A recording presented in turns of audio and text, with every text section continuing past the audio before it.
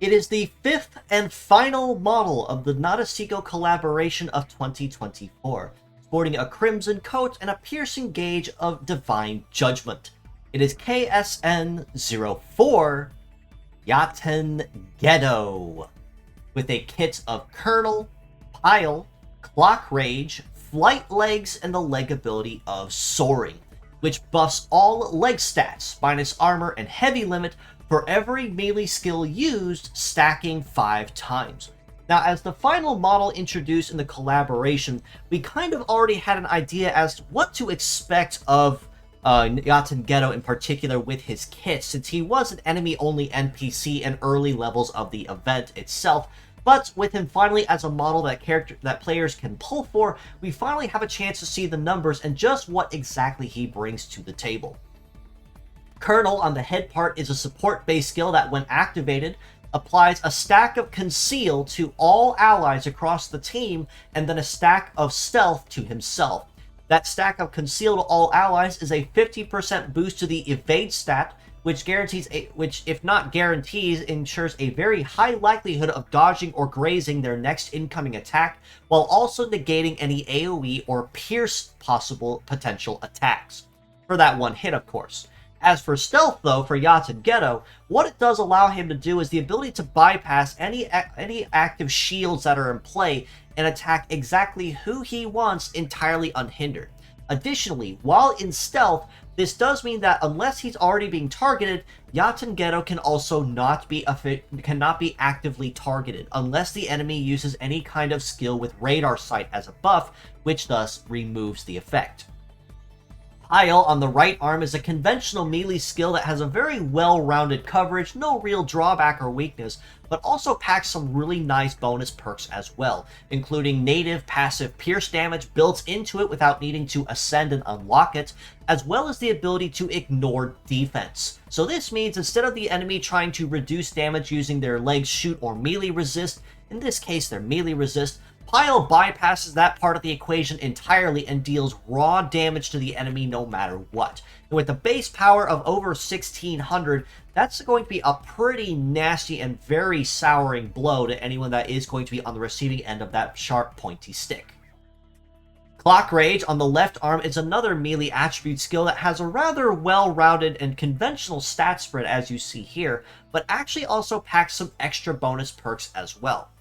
Clock Rage, kind of like the term of clock would in turn with time and overall progression, Clock Rage gets an extra added bonus relative to how much faster the target is compared to Yatengedo. So essentially, this skill is going to be really good for punishing foes that are purposely trying to be faster than him, by taking a portion of their heat stat and converting it into base power for Yatengedo himself.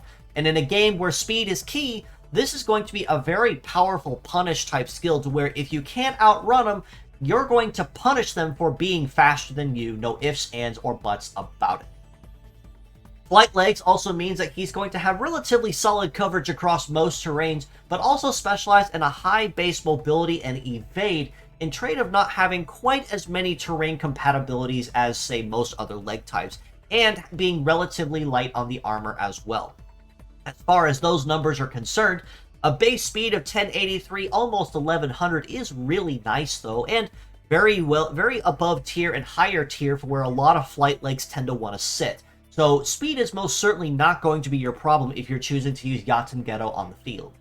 An evade of 2282, almost 2300 is also exceptionally well though, and par for the course with a flight leg, might I add. So this means he's going to have a very good time dodging or grazing incoming attacks and keeping his damage as low as possible.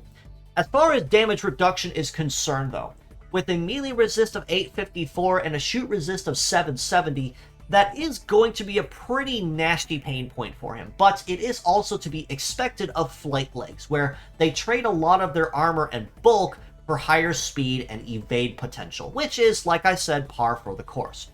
But including the leg ability of Soaring, every time he chooses to use a melee skill between Pile and Clock Rage, these stats will also go up incrementally, stacking 5 times. So this means that for every time he attacks, he's going to be getting progressively faster, much more dodgy, and just a little bit better overall at being able to keep his damage as low as possible.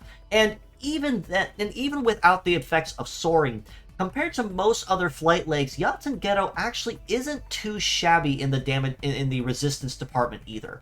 Where most flight legs tend to want to sit between, say, 3 and maybe even 700, maybe as a cap stat, Yatengedo packing both at nearly 800 to mid 800s isn't too bad. And again, that's before any extra buffs come into play. As far as armor is concerned, he's relatively nice in that department as well, with the head HP of about 3,300, right arm at also at 3,300, left arm at almost 3,200, and legs also at 3,300. So relatively healthy in that department, essentially par for the course. I'm going to continue saying for where flight legs tend to want to sit. Average or even just decent on the armor, but also trading it for high speed and mobility. And Yatengedo is most certainly no exception to this case. All this being said though, as a pure set score, I honestly have to rate Yatengedo a pretty well-rounded 7.5 out of 10.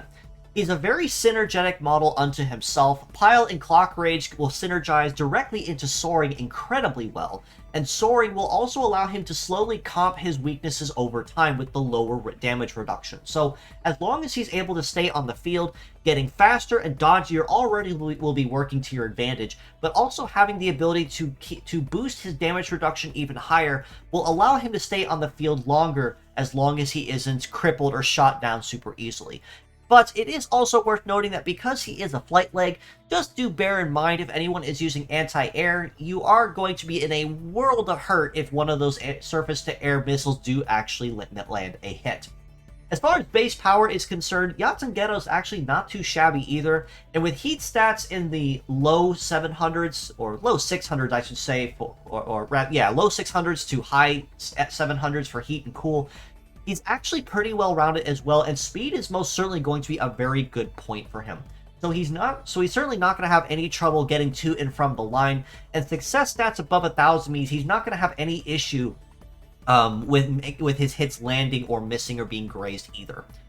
As mixed parts, I do have to rate him equally at a 7.5 out of 10 as well for these same reasons. While he himself as a pure set is very, very nice and well-rounded, mixing the parts also gives you some extra flexibility. While Pile, as the only heavy part on him, is still very good, just do bear in mind it will cost you a heavy slot to use, but there are also non-heavy options that we have already, so that may or may not be something to keep in mind. But Clock Rage, though, is always going to be a very good punish-type attack if you can keep it in your team build, especially to punish people that are purposely faster than you. So do keep this in mind as well.